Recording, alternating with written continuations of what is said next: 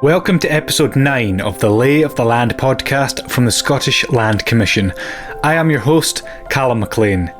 On today's episode, we welcome Shaheena Din from Scottish Empty Homes Partnership, who is here today to chat about all things empty homes, the impact these have on the land and communities around them, and how you and your community can do your part to bring them back to life.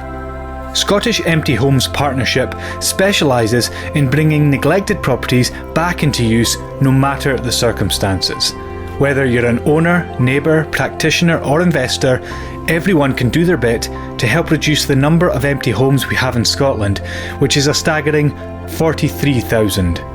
Shaheena takes us on a journey from her experiences of working with the partnership, her favourite memories of bringing empty homes back to life, and what we can expect from the partnership in years to come. So, without further ado, please welcome Shaheena. Well, Shaheena, for those that aren't familiar, can you tell me who are the Scottish Empty Homes Partnership and what do you do? Yeah, of course. The Scottish Empty Homes Partnership is funded by the Scottish Government and hosted by Shelter Scotland. And our key aim is to encourage privately owned empty homes back into use. And when I say privately owned empty homes, people often think, what do you mean by that? When we talk about the numbers or any of the figures that we talk about homes that are lying empty for 6 months or more that are on council tax records as empty. So, I mean, in Scotland at the moment, we're roughly, a snapshot in September 21 identified that there were about 43,000 long-term empty homes. And we just want to try and bring these homes back into use. You know, obviously, we're sort of in a housing emergency, which you know, and we need to increase the supply of our housing, and it makes sense to try and use empty homes to do that. How do homes become empty in the first place, and then why would they stay empty for that period of time? I mean, it's really surprising, isn't it? Because people often say to me, what do you mean there's 43,000 empty homes? Surely people don't just leave homes empty, but actually that's what happens. Homes tend to become empty due to life circumstances. So, it could have been that there was the death of a previous owner and somebody's going to have inherited a property, or it could be that somebody's thought, oh, right, I'm moving in with somebody else and I'll deal with my property later.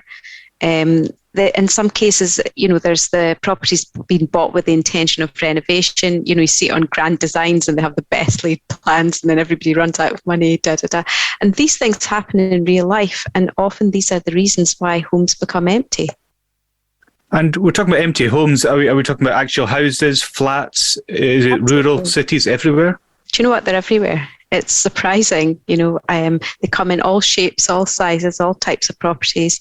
We do have areas, where there's types of property. So, for example, in one particular area, there may be economic decline where it was previously a mining community, or it was attracted to a certain type of industry, and then those types of properties are no longer desirable for local communities. So, economic decline can have an impact on homes remaining empty, but also because of the life circumstances, often out of mind, and owners obviously have a weight on their shoulders, but often don't know that there's help available, and if they can push it to the back of their mind, they will, and don't deal with it. But in some cases, there's a sentimental attachment as well. So I know my own parents, my dad died a couple of years back, but my mum's in our family home, and we always talk about what will we do with the family home when mum and dad go, because it's full of our memories, full of our children's memories. And, there are sentimental attachments to homes, and I can definitely appreciate that. And often as well, and definitely in the case of my mum's home, the house has come into such a disrepair because they're just like, well, this is how we live and this is how we like it. But you're like, nobody else will live like this, and it can be very difficult to think about homes becoming empty and remaining empty and bringing them back into use.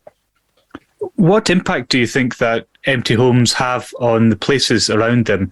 I'm thinking about, the local community, the neighbouring properties to them even? Course. I mean, think about it. We've seen newspaper articles all the time.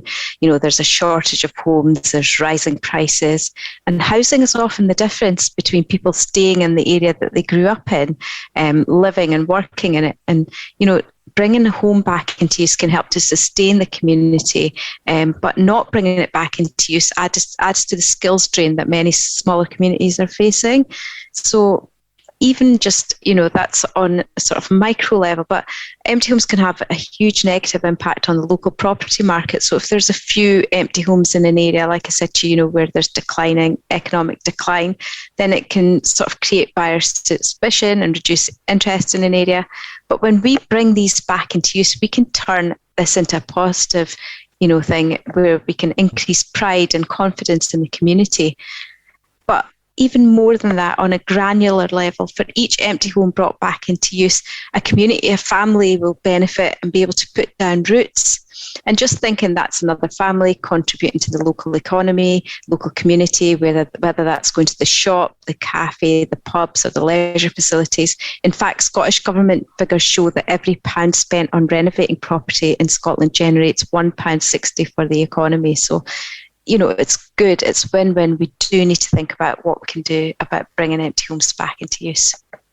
So it's obviously it's a new home for someone. It's getting people to stay in the place, but it helps on a bigger scale. It's not just helping one family. Absolutely, it can help to revitalise communities, especially like in our quite rural areas, for example, where 3 or 4 homes brought back into use can keep the local school going. But in our town centres as well, in our urban areas, in our town centres, if we're thinking about our town centre empty homes and bringing those back into use, it can increase footfall into our communities. It can bring the vibrancy back. So we really do need to think about, we've hollowed out some of our places by keep building on the outskirts, but we really need to think about what can we do with our existing stock? Because first of all, it's more sustainable way of living. We can reuse what we already have. But secondly, we want our places to look nice. We want people to think, this is an attractive town or place to visit. But when you've got boarded up properties or you've got crumbling buildings, it's not attractive for anyone. It's not nice for people that are already staying there. You're talking about boarded up buildings, places that are crumbling. Sometimes it can be like that for years, and you constantly walk past a place and it almost becomes like it's always been like that. What do you think a community can do to stop a home from becoming empty or abandoned in the first place? I mean, you don't really know that a home's going to become empty or abandoned in the first place, do you? But I think in terms of empty homes specifically, I suppose once communities understand that one of the key drivers for a home remaining empty, obviously, is the lack of engagement with an owner. So the owner goes off the radar or goes off track. So if you know that a property is going to become empty, I suppose keeping friendly dialogue with that owner from the start, getting contact details, and really understanding what the aspirations for that property are, encouraging the owner to seek help to avoid the property remaining empty, whether that's from the local authority or a plug for our advice service. But actually we do give quite good advice to owners at empty homes at shelter.org.uk or on our advice service. And just making sure that that owner has a plan for the property, because honestly, the damage that it can cost quite quickly to a local community. We had a neighbour contact us, and the property next door to her was a semi-detached property. This property had become empty for 20 years, but she was saying that the first 7 years, so it was a marital breakdown, and the couple had moved out with their small family, and she had 2 young girls that she was raising in her home at the time, and they'd been quite friendly with each other. But the property became empty, and for the first few years the owner came and did repairs. By the time this owner contacted us, the property had been lying empty for 20 years. She had water ingress into her property. She said she used to grow flowers in her garden, but now no longer even ventured out. She said, I'd rather be at work than at home because of the foliage and the overgrown trees that are coming into her garden. It's horrible. And to think that it could have been easily prevented. Good news is that property's gone to auction now, so hopefully, there's going to be a good story for that neighbour. But yeah, it can really cause blight quite quickly. What can people do about empty homes, empty businesses, empty properties in their community? Can they get in touch with you? Can they get in touch with the council? Yeah, of course. I mean, obviously these properties are going to affect local pride, and there are a number of options available to them. I suppose a bit preachy, but I guess in terms of businesses, we sort of recognise the whole use it or lose it mantra with all of our local business. But in terms of empty homes specifically, yes, contact the local authority, try and make contact with the owner, consider options maybe for community-led housing. That's not an easy task, but it can encourage more social affordable homes in the community. Perhaps be active and vigilant, because we know that empty homes can attract antisocial behaviour and can become a magnet sort of for vandalism. So maybe being a little bit more vigilant, keeping logs of anything that's happening, and definitely reporting it to the advice service or the local authority. I understand that you've got a new project you've launched in the Borders, and there's currently 1,339 empty homes there. Can you tell me a bit more about that partnership, how it will work? Yeah, definitely. It's a really exciting strategic project with the South of Scotland Communities Housing Trust. And we're hoping to demonstrate the impact of community-led housing on empty homes. So we're using it as a strategic project because we're hoping that the findings from this project will encourage others to do similar stuff. But one of the things with empty homes is often they're unattractive to like commercial developers. And you know, they can just lie empty, and they can often be quite a building that's quite central to the community. And bringing those back into use can often be a way of keeping that community sustained. One of the things that we're looking to do with this is bringing affordable housing to local community, but at the same time contributing to sort of like net zero goals. So reusing and resourcing of local materials, and trying to boost skills development by providing construction opportunities for locals, and really instilling community-driven sense of place. Now, how we hope to do that is we're going to get a community-led housing coordinator. Actually, I think we've just recruited someone in the Scottish Borders, and I think they'll work quite closely with Borders Council to look at the areas where they think there is an opportunity to do this. And it's slow and steady numbers. We're hoping to get maybe 5 properties brought back into affordable housing, but those 5 properties will make such a difference to the communities that are living there, and will make such a difference to the people that actually get to move into beautiful quality homes. And are you hoping that this, you're talking about it being a strategic thing, you're hoping that it can be repeated in other places, that other communities will be inspired by that? Yeah, absolutely. Showing other communities, you know, the sort of funding models that we use. So, for example, the Rural Housing Fund, what other opportunities there are available, Scottish Land Fund, everything that's available to communities, being able to sort of pull together some sort of toolkit and webinars to do a bit of peer learning. So that it's an option that's open to other communities who are maybe really fed up of an empty home causing a blight on their community. Do you feel that there are enough avenues and opportunities for communities right now to make the changes that they'd like to see? I think there are avenues and opportunities. I just think that it can be a really mammoth task. You know, people are working, people are busy, you often have life that comes in the way of being able to take on an empty property, and it has to be quite a big commitment from a community. So they do need support, such as an organisation like the South Scotland Communities Housing Trust that can come in and support that community to reach their aspirations. But alone, I think, you know, it is quite a big task. You need proper project management. You need to think about funding applications. It's a full-time job. Looking ahead, where does the Scottish Empty Homes Partnership want to be? Do you want to get those 43,000 empty homes filled? What's your aspirations? You know, we're always going to have empty homes. It's the nature of a housing market. There's always going to be churn. There's always going to be properties lying empty. So when I said to you there were 43,000 long-term empty homes, of those, at least 28,000 of those have been empty for 12 months or more. When we're thinking about 12 months or more, we know that's kind of a sticking point, because the market will kind of use that churn between the 6 and 12 months. But once it starts remaining empty for 12 months, it's gone over a year with that heating, deterioration starts happening to property, especially in our cold climate. So really what our vision is that privately owned empty homes don't remain empty for 12 months or more without good reason. But I think we're some time away from this. And when I say without good reason, it could be that somebody has gone away for 12 months and has got plans to come back and is intending to come back. And this is somebody's private property. They have the right to enjoy it. So we don't want to remove those, rights from people. It's just that when they're empty for 12 months or more with no good reason, then we really want to make sure that they're brought back into housing supply. Thinking about how we're working on this in our delivery plans at the moment is we are working with the Scottish Government at the moment to progress an audit of empty homes. And when I say audit, that's maybe not the right terminology, but that's what it's called at the moment.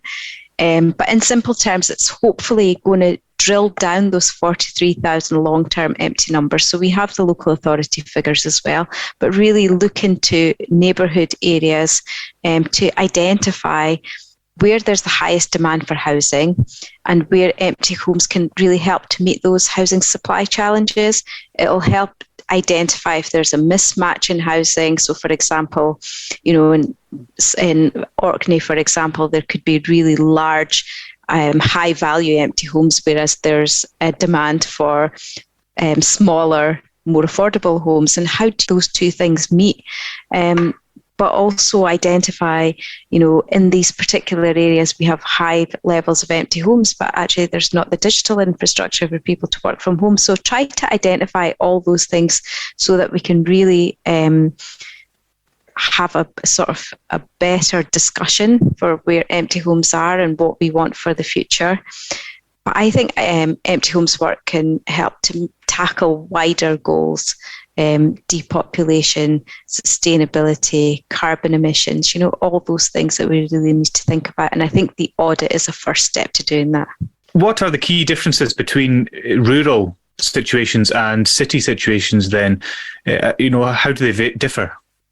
Yeah, I mean, there are differences. You'll know from rural communities, we've got an empty homes officer working in the Western Isles at the moment, and he's actually bringing a croft back into use that's been empty for 70 years. So he's supporting a couple. And you think 70 years, but it just shows, that no property is, off the radar. Every home has been a home for someone in the past and can be a home for someone in the future. But often when I talk to him, he will talk about how his work has helped to really revitalise a local community, single-handedly, supporting 4 or 5 properties in a small village to be brought back into use has helped to revitalise that community. In an urban setting, so we've got our cities and we've got our towns and cities where there's such a problem with homeless accommodation, and empty homes can be have an impact on that, where local authorities are looking at things like buyback schemes where they're buying back ex-local authority properties that have been empty, bringing them back into housing stock. Or, there's grants available, for example, in Perth and Kinross, where they have a grant scheme for anybody that's bringing an empty home back into use. They'll give them some money towards doing that. In turn, that house, that property or that flat is brought back into affordable use for at least 5 years. So there are challenges, there are depopulation challenges, there are sustaining communities, there are, blight on communities, and different challenges across the board. But we do recognise the importance both in a rural and urban setting. It sounds like there are lots of challenges, practically, but also you're talking about, people might have a connection to a place, even if they're not living in that home, they still feel attached to it in a way. Yeah. So there's obviously lots of challenges, but is it a great feeling of success when you're talking about, for example, a croft house in the Western Isles getting put back into use? Something so small as that can have a good impact on a community. How does it feel when you hear about these stories? Do you have a favourite memory or a particular example of something that really helped a local community when an empty home got brought back into use? I have so many favourites. So if I was to pick one, you can pick a few if you like. Yeah, I'd probably be doing an injustice to some of the empty homes that have been brought back into use. And I tend to talk about the same one, so I'm going to try and talk about something differently today. So I was thinking about the most recent ones that I've heard of. So we've part funding an empty homes officer in Highland Council at the moment. Quite a new officer, Jonathan Henderson, and this example of an empty home, it's not, you look at it and you think, well, okay, it's a normal ex-local authority property, but actually his tenacity and investigative skills managed to track down an owner. Now, let me give you sort of a context. This is an ex-local authority property in an area where there's huge demand for housing, and this property's been empty for 27 years. And it just doesn't make sense. And the newly appointed EHO got this property on his radar, and he recognised that, various teams had been involved with this home, and he'd gone back and forward, and he'd made some conversations with people, and they recognised that it was a local professional that had worked in the community. And so people were quite aware of who the owner was. The owner hadn't done anything in terms of causing blight, because I think the property was maintained. There was not a debt on the property either. There was no council tax debt on the property, so the owner's obviously been paying council tax every month religiously, costing them, just to keep that property empty. But it had attracted antisocial behaviour, it had attracted vandalism, and it was in an area where somebody would really love to have a house, and it was a really, really nice property. Anyway, Jonathan talked to lots of different people, eventually managed to track down this owner. And it turns out that the owner, and I said, was a professional who'd worked in the local community, left this area for work, but she had intentions about doing something with the home, but life just got in the way. And every time she thought, I'll just deal with that later. It's getting paid and, it's fine. It just hadn't crossed her mind to think, well, I could get help to do something about this. But it was an ex-local authority property, and Jonathan did some sort of, evaluation on the property, cost analysis, and said, actually, the council would be really interested in bringing this one back into their own social stock. And so after some negotiations, an offer was made to the owner. And this house is being refurbished and being brought back into use. Now, a knock-on effect of that as well is the house is getting new double glazing, and because they're getting new double glazing in that house, they're able to do the whole street. And so it's just a sign of, what an empty homes officer with a bit of tenacity and a bit of no, actually, it's not okay that this property is empty can do. But it also shows sort of the mindset of an owner who sometimes just needs advice, assistance and hand-holding, to get on to the next stage. And so, like I said to you, it's not massive about partnership working and, community-led housing and lots of applications to, different funders. It's just a property that was lying empty with, an empty homes officer who supported it to be brought back into use. That's brilliant. It's a good favourite story, and it was just reported to me about a month ago, which is why it's quite fresh in my head. If it hadn't been for Jonathan's tenacity, is it Jonathan? Sorry. Yeah, Jonathan. Yeah. If it hadn't been for Jonathan's tenacity and that, like you said, that mindset of, no, it's not okay that this house is empty, would that have gone then for another 27 years, but would that have just sat empty for years and years? Very likely. I mean, I've just told you about the property in the Western Isles that's been empty for 70 years. And you think, wow, it's crumbling, and you look at it's a huge task to bring that property back into use.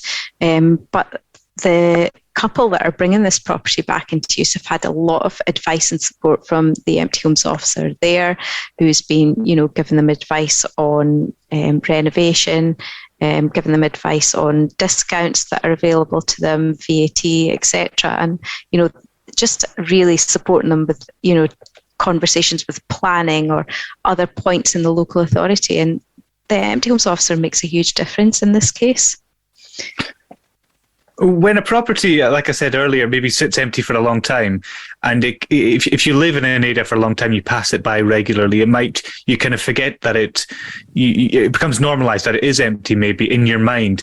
Do you think maybe we need to, when we're out and about, walking in our communities, when we're looking at buildings, do you think we need to have that mindset of, no, this is not okay that it's sitting empty, if it's been empty for years, and, maybe ask ourselves, what could we do to change it? Definitely. You know, there's one in my area in Dundee. I live in Dundee, and there's a house. When I was a little girl, actually, we used to live quite near this house, and there was a murder that happened in this house. And ever since then, that house has never been brought back into use. Now, I'm 47, so that was a long time ago when I was a little girl, and that property's been lying empty since. And there have been credit to the council, they have tried to do things to bring it back into use. It just hasn't gone to fruition, and I hope that at some point it will be brought back into use. But you just all accept it, and then suddenly you work in the world of empty homes and you think that would make a great family home for someone. There's such a demand for housing in that area. Why is it okay that that's empty? I would definitely encourage anyone to report an empty home at emptyhomespartnership.scot and use our report an empty home form that we've got, because at least that way we can start making engagement, we can start discussing things with the council, and we can see what has been done about it. But also, if there is one and somebody's not doing something about it, go and chap on the door of your local housing convener, your local councillors, and say, look, what's being done about this? It's not all right that homes are empty. We're in a housing crisis. We need homes, and we need them quickly. And bringing an empty home back into use can be quick, and it can be cost effective.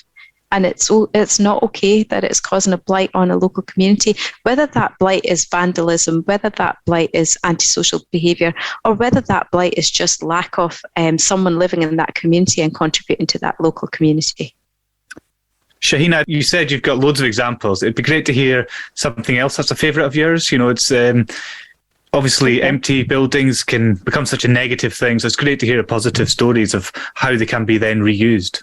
Yeah, definitely. There's one that I talk about quite a lot, so apologies if anybody's heard this, but there was, this is another rural one actually, and I'll maybe have a look for some urban examples, but this was in a rural community where a property had been empty for a significant period of time, and there was a doctor who owned this property. It was a doctor's surgery that had become empty, but it was previously housing. The doctor's surgery closed, and the doctor was keen to do something about it, but wasn't really that keen until he inquired with the council in Perth and Kinross and found that they were giving grants to anybody that would bring it back into affordable housing. And the doctor thought about it and thought, that's a really good scheme actually, and that was sort of the catalyst for doing the work on the property. And he ended up spending way more than what the grant, was, and actually brought that back into use as housing for somebody with disabilities. And so that property is now, wheelchair friendly, wheelchair accessible, and back into affordable housing stock for at least 5 years. And the person that's moved into that property would never have got an accessible property in that local authority area without that doctor doing that property. So that's a really good favourite of mine. But there's so many. There's just so many examples of what can be achieved with empty homes. There's obviously, I've talked about the buyback with Jonathan, and other councils are doing the same, because we definitely want to see as many being brought back into use for social and affordable use where possible. But then there's, grand houses that are brought back into use that have been empty for significant periods of time. Shaheena, if you could give one piece of advice to address empty homes in a community, either as an owner or just someone in a community, what would that be? I suppose for an owner, I would definitely say, listen, don't put it off. I know it can be difficult to think about dealing with something. I'm that person myself. So if I have something that's quite difficult and complicated to deal with, I will really struggle to deal with it straight away. I'll be like, oh no, do I have to deal with it now? But actually, the longer you leave it, the worse the problem can get. So I'm totally on the mindset of owners. I understand that feeling. I also understand the sentimental attachment to properties, or you bought property with intention of renovating it and thinking, right, okay, I can do something about it, or you just think we'll do something later. Don't do something later. Please seek advice. Contact our advice service, 0344 515 1941, or go and speak to your local authority. Find out if there's an empty homes officer, somebody that can really give you practical steps and options for your property.